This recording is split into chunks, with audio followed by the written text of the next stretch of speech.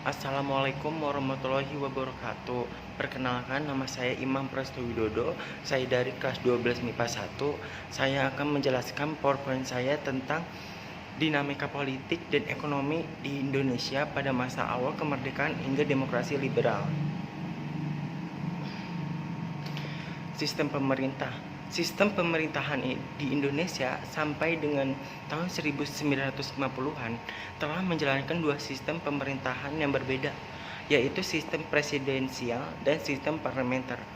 Tidak sampai 1 tahun setelah kemerdekaan, sistem pemerintah presidensial digantikan dengan sistem pemerintahan parlementer. Hal ini ditandai dengan pembentukan kabinet parlementer pertama pada November 1945 dengan Syahrir sebagai Perdana Menteri. Namun, pelaksanaan sistem parlementer ini tidak diikuti dengan perubahan Undang-Undang Dasar baru pada masa Republik Indonesia Serikat. Pelaksanaan sistem parlementer dilandasi oleh konstitusi, yaitu Konstitusi RIS. Begitu juga pada masa demokrasi liberal. Pelaksanaan sistem parlementer dilandasi oleh Undang-Undang Dasar sementara 1950 atau dikenal dengan Konstitusi Liberal. Ketika Indonesia kembali menjadi negara kesatuan, Undang-Undang Dasar yang digunakan sebagai landasan hukum Republik Indonesia bukan kembali Undang-Undang Dasar 1945, namun menggunakan Undang-Undang sementara 1950. Sistem pemerintahan negara menurut Undang-Undang Dasar sementara 1950 adalah sistem parlementer. Artinya, kabinet disusun menurut pertimbangan kekuatan perpartaian dalam parlemen dan sewaktu-waktu dapat dijatuhkan oleh wakil-wakil partai. Dan dalam parlementer, presiden hanya merupakan lambang kesatuan saja. Hal ini dinamakan pula demokrasi liberal, sehingga era ini dikenal sebagai zaman demokrasi liberal. Sistem kabinet masa ini berbeda dengan sistem kabinet Trisyan, dikenal sebagai kebijakan kabinet. Salah satu ciri yang nampak dalam bahasa adalah sering terjadi pergantian kabinet. Hal ini disebabkan adanya perbedaan kepentingan di antara partai-partai yang ada, sehingga dari tahun 1950 sampai 1959 terjadi silih berganti kabinet. Mulai dari yang pertama itu ada kabinet Nasir atau Masyumi dari 1950 sampai 1951.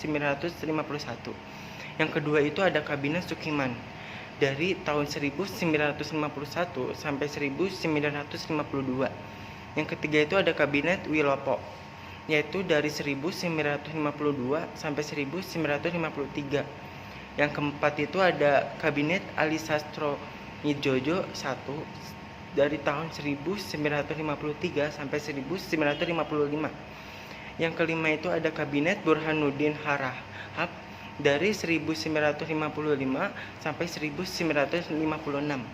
Yang keenam itu ada kabinet Ali Sastroamidjojo II dari tahun 1956 sampai 1957. Yang ketujuh itu ada kabinet Juanda, yaitu dari tahun 1957 sampai 1959. Latar belakang masalah dalam pembentukan kabinet sering kali menjadi faktor yang akan digoyah dan jatuhnya kabinet. Hal ini terlihat ketika kabinet Nasir menjalankan pemerintahannya.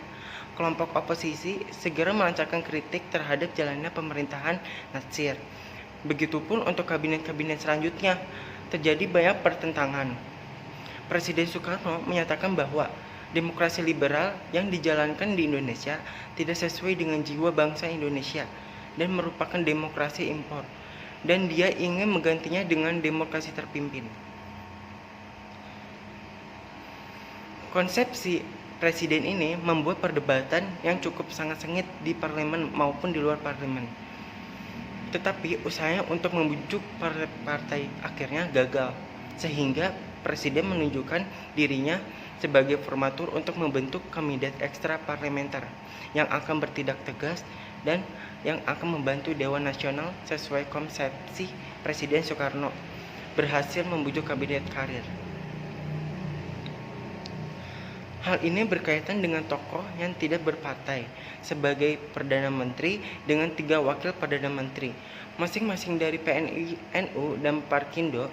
Pada bulan April 1957, ini dikenal dengan nama Kabinet Karya yang memiliki program kerja yang disebut Pancakarya, yaitu satu membentuk Dewan Nasional. Keadaan Republik Indonesia yang ketiga itu melanjutkan pembatalan. Terus lalu keadaan Republik Indonesia keempat itu memperjuangkan Irian Barat kembali ke Republik Indonesia. Keadaan Republik Indonesia yang kelima yaitu mempercepat pembangunan. Pada masa demokrasi parlementer ini, luas wilayah Indonesia tidak seluas wilayah Indonesia saat ini, karena Indonesia masih menggunakan peraturan kolonial terkait dengan batas wilayah. Pada tahun 1939, dalam pasal 1 menyatakan bahwa laut teritorial Indonesia itu lebarnya 3 mil, diukur dari garis air rendah daripada pulau-pulau dan bagian pulau yang merupakan bagian dari wilayah daratan Indonesia. Hal ini pada masa pemerintahan Kabinet Burhanuddin Harahap, Indonesia mengirim delegasi ke Belanda dengan misi merundingkan masalah finansial ekonomi atau FINEK. Rancangan persetujuan FINEK yang diajukan Indonesia terhadap pemerintah Belanda adalah pembatalan persetujuan FINEK hasil. Sekian dari saya, kalau kurang mohon maaf. Wassalamualaikum warahmatullahi wabarakatuh.